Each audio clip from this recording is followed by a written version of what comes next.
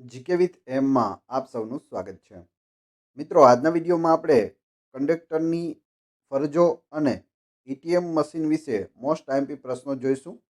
એ સિવાય ટિકિટ રદ કરવાનો ચાર્જ કેટલો હોય છે અને કઈ કન્ડિશનમાં ટિકિટ છે તે રદ થઈ શકે. એ સિવાય જીએસઆરટીસીના બધા જ ડિવિઝન 16 ડિવિઝન છે તે પણ આપણે વિગતવાર જોઈશું. આવનાર પરીક્ષા માટે ખૂબ જ અગત્યના પ્રશ્નો આ વિડીયોની અંદર આપણે જોઈશું. લાસ્ટમાં તમારી ટેસ્ટ પણ લેવામાં આવે છે, તો વિડીયો વ્યવસ્થિત જોવો અને ટેસ્ટ આપી તમે તમારું નોલેજ પણ ચેક કરી શકો છો. આની પીડીએફ પણ તમને પ્રોવાઈડ કરાવવામાં આવે છે. કઈ રીતે મળશે એ પણ હું તમને આગળ જણાવી દઈશ. જોઈએ ખૂબ જ અગત્યનો આ વિડીયો.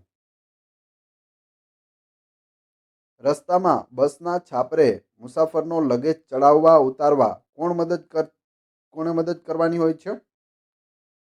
કંડક્ટરે મદદ કરવાની હોય છે. મુસાફરનો જે સામાન હોય તેને બસના છાપરે ચડાવવાનો હોય તો તેમાં મદદ કરી શકે. ચાલુ બસે તોફાન, મસ્કરી, અસભ્ય વર્તન કરનારને કોની મદદથી ઉતારી મૂકવાનો રહેશે? તો બસમાં બેઠેલા મુસાફરોની મદદથી તેને ઉતારી મૂકવાનો રહેશે. મુસાફરને નાણાં પરત ન આપી શકાય તેમ હોય તો તેની નોંધ ક્યાં કરવાની રહે છે? ટિકિટની પાછળ કરવાની રહે છે. જેમ કે 45 રૂપિયાની ટિકિટ છે અને તમે 100 રૂપિયા આપ્યા, તો એ 50 રૂપિયા આપે અને 5 રૂપિયા જે બાકી રહે એ ટિકિટની પાછળ લખી દે. જ્યારે છૂટા આવે ત્યારે તે પાછા આપી દે છે. કંડક્ટર ફરજ દરમિયાન ઈચ્છે ત્યારે સિગરેટ પી શકે ખરો? જવાબ આવશે ના. બસમાં બેઠેલો હોય ત્યારે તે મુસાફરોની વચ્ચે ક્યાં પણ સિગરેટ પી શકતો નથી. બસમાં પ્રાથમિક સારવારની સામગ્રી કઈ જગ્યાએ રાખવામાં આવે છે? ફર્સ્ટ એડ બોક્સમાં રાખવામાં આવે છે. બસની આગળના ભાગમાં બધી સીટો પૂરી થાય ત્યાં ઉપર ફર્સ્ટ એડ બોક્સ હોય છે. તેની અંદર આ પ્રાથમિક સારવારની સામગ્રી રાખવામાં આવે છે. એસટી બસમાં તાળપત્રી અને લગેજ દોરડું શા માટે રાખવામાં આવે છે? પાર્સલની સુરક્ષા માટે રાખવામાં આવે છે. તાળપત્રી અને લગેજ દોરડું. લગેજ જે સામાન હોય તેને બાંધવા માટે દોરડું અને છત ઉપર રાખેલો હોય તો વરસાદથી બચાવવા માટે તાળપત્રી પણ બસની અંદર રાખવામાં આવે છે. બસને પ્લેટફોર્મ પર મુકાવતી વખતે કંડક્ટરે વિસલ કઈ રીતે વગાડવાનું હોય છે? ત્રુટક વગાડવાનું હોય છે. બસ સ્ટેન્ડ પર બસ આવી જાય અને તેને પાર્ક કરાવવાની હોય અથવા તો તેના પ્લેટફોર્મ ઉપર લઈ જવાની હોય ત્યારે ત્રુટક છે તે વિસલ વગાડવી પડે છે. એસટી બસમાં પાછળના ભાગે રૂટ બોર્ડ લગાવવાની જવાબદારી કોની ગણાય છે? કંડક્ટરની ગણાય છે. આગળ અને પાછળ બંને જગ્યાએ બોર્ડ હોવા જોઈએ. બસ ઉપાડવાની સૂચના કંડક્ટરે ડ્રાઈવરને કઈ રીતે આપવાની હોય છે? 2 બેલ મારીને બસ જવા દેવાનું સૂચના છે તે કંડક્ટર આપતા હોય છે. ચાલુ બસે દરવાજો ખુલી ન જાય તે માટે કંડક્ટર દરવાજામાં શું વ્યવસ્થા હોય છે? સેફ્ટી લેન્ચ હોય છે. સેફ્ટી લેન્ચ. બસ ઊભી રાખવા કંડક્ટરે કેટલા બેલ મારી ડ્રાઈવરને સૂચના આપવાની હોય છે? 1 બેલ. ઊભી રાખવા માટે 1 બેલ, ચાલુ કરવા માટે અથવા તો આગળ જવા દેવા માટે 2 બેલ. ઓનલાઈન ટિકિટની હાર્ડ કોપી રજૂ ન કરવાની પ્રથા ક્યારથી અમલમાં આવી છે? 1/2/2014થી. તે પહેલાં જો તમે ઓનલાઈન ટિકિટ કરાવેલી હોય તો તેની પ્રિન્ટ લઈ અને જવું પડતું હતું અને કંડક્ટરને બતાવવી પડતી હતી. પરંતુ 1 ફેબ્રુઆરી 2014થી આ પ્રથા બંધ કરવામાં આવી છે. તમે ડાયરેક્ટ સ્ક્રીનશોટ અથવા તો મોબાઈલમાં ટિકિટ બતાવી શકો છો, અથવા ખાલી તમારું નામ કહીને પણ તમે જઈ શકો છો, કેમ કે કંડક્ટર પાસે તે બધી ડિટેલ હોય છે. આઈડી પ્રૂફ સાથે લઈ જવું પડે છે. 40 વર્ષની ઉંમર પછી કંડક્ટરનું લાયસન્સ કેટલા વર્ષ માટે રિન્યૂ કરી અપાય છે? 5 વર્ષ માટે રિન્યૂ થાય છે. 40 વર્ષની ઉંમર થઈ ગઈ હોય ત્યાર પછી જો કંડક્ટરનું લાયસન્સ રિન્યૂ કરાવવું હોય તો તે 5 વર્ષ માટે થાય છે. બ્રેકડાઉન વખતે આગળની મુસાફરી માટે કંડક્ટરે શું વ્યવસ્થા કરવાની હોય છે? બસમાં આપણે જઈ રહ્યા છીએ, બસમાં પંચર પડી ગયું અથવા તો કોઈ પણ કારણોસર બસ ઊભી રહી ગઈ, ખરાબી આવી ગઈ, તો કંડક્ટરે શું કરવાનું રહેશે? અન્ય બસમાં બેસાડવાની વ્યવસ્થા કરવાની જવાબદારી કંડક્ટરની હોય છે. કેટલા સમયમાં આગળની મુસાફરી માટે વ્યવસ્થા ન થાય તો રિફંડ આપવું પડે છે? બસ ખરાબ થઈ ગઈ પરંતુ બીજી બસ આવી નથી. 1 કલાક જવાબ આવશે. 1 કલાકની અંદર જો બીજી બસ પ્રોવાઈડ કરાવવામાં ન આવે તો જે ટિકિટ છે તે રિફંડ કરવી પડે છે. મુસાફરો દ્વારા બસમાં કઈ જગ્યાએ સામાન મૂકવામાં આવે તો તે અડચણરૂપ ગણાય છે? દરવાજા પાસે. મુસાફર દ્વારા ભૂલી જવાયેલ માલ સામાનને શું કહેવામાં આવે છે? લોસ્ટ પ્રોપર્ટી કહેવામાં આવે છે. એસટીની ભાષામાં શું કહેવાય? લોસ્ટ પ્રોપર્ટી, અને તેને અલગથી જમા કરવામાં આવે છે. એસટી બસમાં વહન કરવા માટે પોસ્ટ ખાતા દ્વારા શું અપાય છે? ટપાલના થેલા અપાય છે એક ગામથી બીજા ગામ લઈ જવા માટે. બસના છાપરેથી સ્પેર વ્હીલ ઉતારવા માટે શું વાપરવાનું હોય છે? લગેજ દોરડું વાપરવાનું હોય છે. જો સ્પેર વ્હીલ છત ઉપરથી ઉતારવું હોય તો કોના દ્વારા ઉતારાય? લગેજ દોરડા દ્વારા. ફરિયાદ બુકમાં ફરિયાદ નોંધતા પહેલા ફરિયાદીએ શું નોંધવાનું હોય છે? નામ અને સરનામું ઉપર લખવાનું હોય છે, ત્યારબાદ નીચે ફરિયાદ લખી શકાય છે. બસમાં કઈ જગ્યાએ બેસવાની મુસાફરને મનાઈ હોય છે? ડ્રાઈવર કેબિનમાં બેસવાની મનાઈ હોય છે. પાછળના વાહનને સાઈડ આપવા માટે કંડક્ટરે કેટલા બેલ મારી સૂચના આપવાની હોય છે? 3 બેલ વગાડવાના હોય છે. જો બસને ઊભી રાખવી હોય તો 1 બેલ, બસને ઊભી હોય અને આગળ જવા દેવી હોય તો 2 બેલ, અને પાછળ આવતા વાહનને સાઈડ આપવા માટે 3 બેલ વગાડવાના હોય છે. બસ ઊભી રાખવા કંડક્ટરે કેટલી બેલ મારે છે? આપણે આગળ વાત કરી લીધી, 1 બેલ મારવાની હોય છે. બસના છાપરા ઉપર પાર્સલ ચડાવવા ઉતારવાની કામગીરી પેઇડ પોર્ટરે કરવાની હોય છે. શું કંડક્ટરે પણ કાર્યવાહી કરવાની હોય? જવાબ આવશે ના. પેઇડ પોર્ટર હોય તે ઉપર સામાન ચડાવે છે અને તે ઉતારે છે. બસ ચાલુ કરવા માટે કંડક્ટર કેટલી બેલ મારે છે? 2 બેલ મારે છે. હવે આપણે ઈટીએમ મશીન વિશેના પ્રશ્નો જોઈએ. આ પણ ખૂબ જ અગત્યનો ટોપિક છે. આમાંથી પણ વારંવાર પ્રશ્નો પૂછાય છે. તે પહેલાં વિડીયો પસંદ આવી રહ્યો હોય તો લાઇક અવશ્ય કરી દેજો, અને ચેનલ ઉપર નવા હોય અને આવા જ વિડીયો આગળ પણ મેળવવા ઈચ્છતા હોય તો ચેનલને સબસ્ક્રાઇબ કરવાનું ના ભૂલશો. ઈટીએમનું પૂરું નામ જણાવો. ઈટીએમનું પૂરું નામ થશે ઇલેક્ટ્રોનિક ટિકિટ મશીન. જે તમે બસમાં બેસો અને જે કંડક્ટરના હાથમાં હોય એમાંથી ટિકિટ નીકળે અને તમને આપવામાં આવે તેને શું કહેવાય? ઈટીએમ કહેવાય, ઇલેક્ટ્રોનિક ટિકિટ મશીન. ઈટીએમમાં જ્યારે એક કરતાં વધુ ટિકિટ ઇસ્યુ કરતી વખતે ટિકિટ બટન દબાવ્યા બાદ સ્ક્રીન પર શું દેખાશે? ફુલ્લી 1 દેખાશે, FULY 1. ઈટીએમમાં ફક્ત અડધી ટિકિટ ઇસ્યુ કરતી વખતે ટિકિટ બટન દબાવ્યા બાદ સ્ક્રીન પર શું દેખાશે? હાફ 1 દેખાશે, હાફ 1, અડધી ટિકિટ. લગેજ ટિકિટ ઇસ્યુ કરવાની હોય ત્યારે ઈટીએમમાં કયું બટન દબાવવામાં આવે છે? લગેજ બટન દબાવવામાં આવે છે.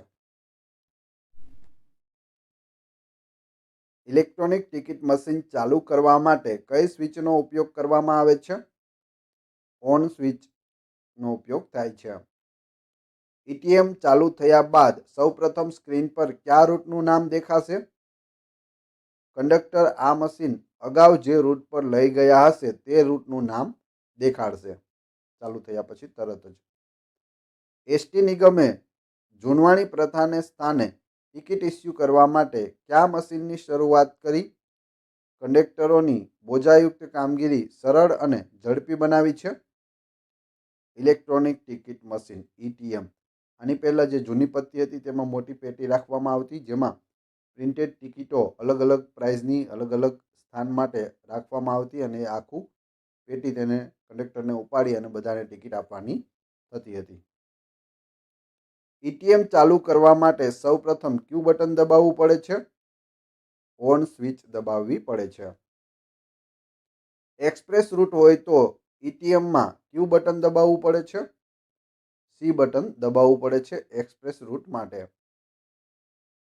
કલેક્શન રિપોર્ટ મેળવવો હોય તો એટીએમમાં સૌપ્રથમ ક્યુ બટન દબાવવામાં આવે છે, રિપોર્ટ બટન દબાવાય છે.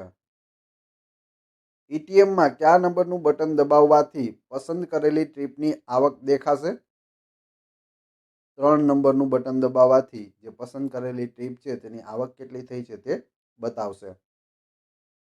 એટીએમમાં કલેક્શન રિપોર્ટ મેળવતી વખતે 2 નંબર દબાવવાથી કઈ આવક જોઈ શકાશે? ચાલુ ટ્રીપની આવક. 3 નંબર શેના માટે હતું? પસંદ કરેલી ટ્રીપ, જૂની કોઈ પણ ટ્રીપ હોય અને તે જોવી હોય તો 3 નંબરથી જોઈ શકાય.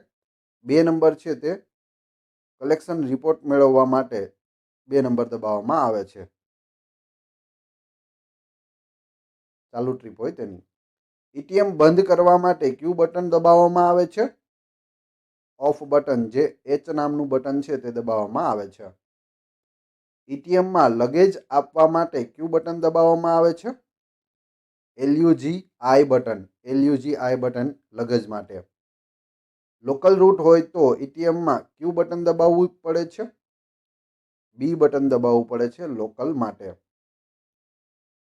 એટીએમમાં પાસની નોંધ કરવા માટે ક્યુ બટન દબાવવામાં આવે છે, પાસ જે બટન, ક્યુ બટન જે.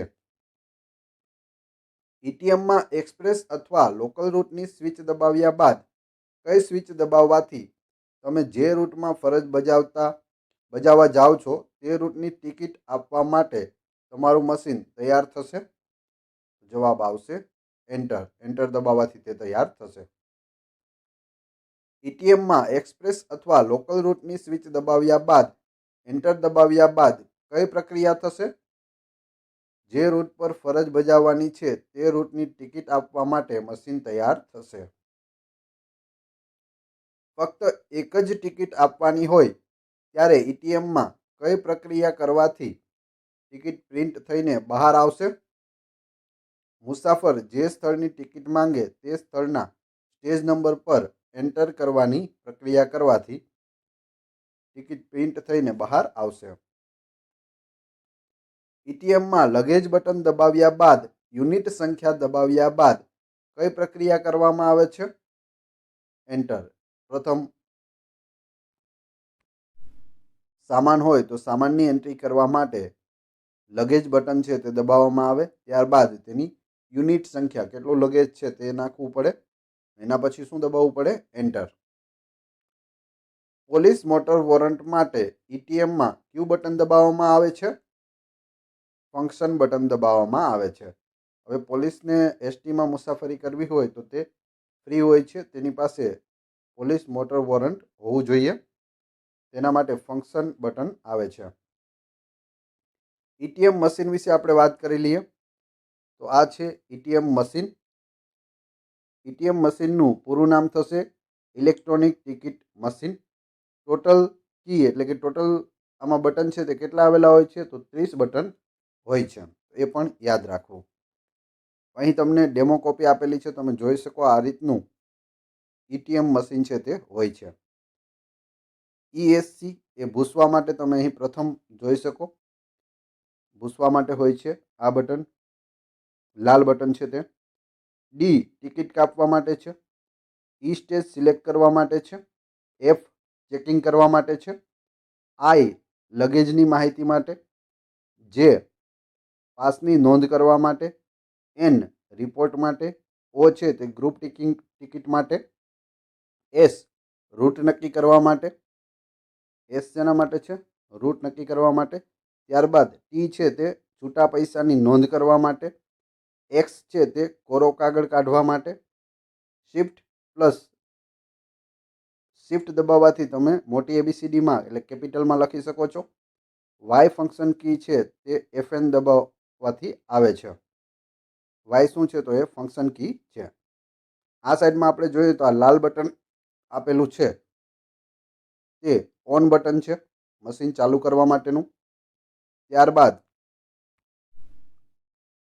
એ બટન આવેલું છે, એ ડાબી સાઈડની બાજુ. પછી બી છે તે અપ બાજુ માટે, સી છે તે ડાઉન માટે અને જી છે તે એક સરખી બીજી ટિકિટ રિપીટ કરવા માટે છે. એક અહીંથી અમદાવાદની ટિકિટ આપી દીધી હોય, ફરીથી કોઈને અમદાવાદની ટિકિટ જોતી હોય તો તે જી દબાવે તો એક સરખી ટિકિટ નીકળે છે. એચ છે તે મશીનને બંધ કરવા માટે, આ બ્લુ કલરનું બટન હોય છે બંધ કરવા માટે. ચાલુ કરવા માટે છે તે લાલ કલરનું હોય છે, એ પણ યાદ રાખવું. ત્યારબાદ નીચે K1, L2, M3, P4, Q5, R6, U7, V8, W9 અને Z0 હોય છે. તો આ બધી પીળા કલરની કીઝ આપેલી છે, તમે જોઈ શકો. એન્ટર ઓકે બટનનું કામ કરે છે. નીચે લાલ કલરનું એન્ટર આપેલું છે, તે ઓકે બટનનું કામ કરે છે. એટીએમ મશીન છે, આ તમારે વ્યવસ્થિત વાંચી લેવું, નોંધ કરવી તો નોંધ કરી લેવી, વારંવાર આને યાદ રાખી લેવું. આમાંથી 1 થી 2 પ્રશ્નો પૂછાઈ શકે. હવે ટિકિટ રદ કરવાનો ચાર્જ કેટલો? તમે ટિકિટ બુક કરાવી, હવે તમારે જવાનું થતું નથી, ટિકિટ રદ કરાવી છે, તો એનો ચાર્જ કેટલો કાપવામાં આવે છે તે જોઈએ. 0 થી 1 દિવસની વાર હોય અને રદ કરવામાં આવે તો મૂળભૂત ભાડાના 25% ચાર્જ થાય છે. એટલે તમે ટિકિટ તો અગાઉ કરાવી લીધી હતી, પરંતુ હવે તમારે કાલે બસ છે અને કાલે તમારે જવું નથી અને તમે રદ કરાવો તો 25% કપાય છે. 0 થી 5 દિવસ રદ કરવા પર મૂળભૂત ભાડાના 20% ચાર્જ કપાય છે. 5 દિવસની વાર છે અને તમે રદ કરાવો તો 20% કપાશે. 6 થી 60 દિવસ રદ કરવા પર મૂળભૂત ભાડાના 15% ચાર્જ થાય છે. 6 દિવસની વાર હોય કે 60 દિવસ સુધી, ગમે ત્યારે 50 દિવસની વાર છે કે 32 દિવસની વાર છે અને રદ કરાવો તો 15% કપાય છે. કરંટ બુકિંગ ટ્રાન્ઝેક્શન માટે કોઈ રિફંડ લાગુ પડતું નથી. કરંટ બુકિંગ જો તમે કરાવો છો તો તેમાં રદ કરાવવાથી કોઈ પણ રિફંડ મળતું નથી. મૂળ સ્થાનેથી બસ ઉપડ્યા પછી કોઈ રદ કરવાની મંજૂરી આપવામાં આવશે નહીં. જે એડવાન્સ બુકિંગ હોય કે કરંટ બુકિંગ હોય પણ તે રદ થશે નહીં. એક વખત બસ ઉપડી ગઈ તો પછી ટિકિટ છે તે રદ થઈ શકતી નથી. તો ટિકિટનો જે રદ કરવાનો ચાર્જ ખાસ યાદ કરી લેજો. 25%, 20%, 15%. કરંટમાં છે તે રિફંડ મળતું નથી અને બસ ઉપડી ગયા પછી કોઈ પણ પ્રકારનું છે તે ટિકિટ રદ કરી શકાતી નથી. રિફંડની પ્રક્રિયા 7 થી 21 કાર્યકારી દિવસોમાં કરવામાં આવશે. પૈસા તમને રિફંડના ક્યારે મળશે? તો 7 થી લઈ અને 21 દિવસો, જે કાર્યકારી કામના દિવસો છે તેમાં મળે છે, તો એ પણ યાદ રાખવું. એ સિવાય આપણે જોઈએ જીએસઆરટીસીના ડિવિઝન. તો 16 ડિવિઝન છે, જેમાં અમદાવાદ ડિવિઝનની જે બસો છે તેને આશ્રમ કહે છે. બસોની ઉપર તમે જોયું હશે લખેલું હોય છે આશ્રમ, સૌરાષ્ટ્ર, ગીર, આ રીતે બધું લખેલું હોય છે. તો 16 ડિવિઝન આપણે આજે જોઈ લઈએ. અમરેલીમાં ગીર લખેલું હોય છે. ભાવનગર ડિવિઝનની બસમાં શેત્રુંજ્ય લખેલું હોય છે. હિંમતનગરમાં સાબર લખેલું હોય છે. જામનગરની બસોમાં દ્વારકા લખેલું હોય છે. મહેસાણાની બસોમાં મોઢેરા. વડોદરાની બસોમાં વિશ્વામિત્રી. નડિયાદની બસોમાં અમૂલ. રાજકોટની જે બસો છે ડિવિઝનની, તેમાં સૌરાષ્ટ્ર લખેલું હોય છે. સુરત ડિવિઝનની બસોમાં સૂર્યનગરી. વલસાડ ડિવિઝન માટે દમણગંગા. જૂનાગઢ માટે સોમનાથ.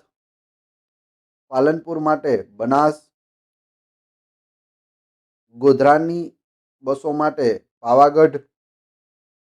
ભરૂચ માટે નર્મદા. ભુજ માટે કચ્છ. તો આ ટોટલ 16 ડિપાર્ટમેન્ટ છે, 16 ડિવિઝન છે. 16 ડિવિઝન તમારે ખાસ યાદ કરી લેવા. અમદાવાદ આશ્રમ, અમરેલી ગીર, ભાવનગર શેત્રુંજ્ય, હિંમતનગર સાબર, જામનગર દ્વારકા, મહેસાણા મોઢેરા, વડોદરા વિશ્વામિત્રી, નડિયાદ અમૂલ, રાજકોટ સૌરાષ્ટ્ર, સુરત સૂર્યનગરી, વલસાડ દમણગંગા, જુનાગઢ સોમનાથ, પાલનપુર બનાસ, પાવાગઢ, ગોધરાનું છે તે પાવાગઢ, ભરૂચનું નર્મદા અને ભુજનું કચ્છ. તો આ 16 ખાસ યાદ રાખી લેજો. આમાંથી તમને એકાદો પ્રશ્ન છે તે જોવા મળશે. તો આ બધા રોકડિયા માર્ક છે, એક વખત યાદ કરી લો તો તમને યાદ રહી જશે. હવે તમારી ટેસ્ટ, જે આપણે વિડીયો જોયો તેમાંથી તમને અહીં પ્રશ્નો પૂછવામાં આવે છે, જેના જવાબ તમારે કોમેન્ટ બોક્સમાં આપવાના છે, જેથી જો પરીક્ષામાં આવા પ્રશ્નો પૂછાઈ જાય તો તમને યાદ રહે છે કે નહીં તે તમે ચેક કરી શકો. પ્રશ્ન 1, મુસાફર દ્વારા ભૂલી જવાયેલ માલ સામાનને શું કહે છે? તો એસટીની ભાષામાં તેને શું કહે છે? બસ ચાલુ કરવા માટે કંડક્ટર કેટલી બેલ મારે છે? ત્રીજો પ્રશ્ન, ઈટીએમનું પૂરું નામ જણાવો. અને ચોથો પ્રશ્ન, ઈટીએમ ચાલુ કરવા માટે સૌપ્રથમ ક્યુ બટન દબાવશો? ચારે ચારના ક્રમશઃ કમેન્ટ બોક્સમાં જવાબ આપી દેજો. આની પીડીએફ મેળવવા માટે તમે ટેલિગ્રામમાં જીકે વિથ એએમ ચેનલની મુલાકાત લઈ શકો છો. વિડીયો પસંદ આવ્યો હોય તો લાઇક, કોમેન્ટ, શેર અને સબસ્ક્રાઇબ કરવાનું ના ભૂલશો. આ ચેનલ ઉપર ઘણા બધા વિડીયો અવેલેબલ છે. તમે ચેનલના નામ ઉપર ક્લિક કરી વિડીયોમાં જઈ બધા જ વિડીયો જોઈ શકો છો. Thanks for watching my video.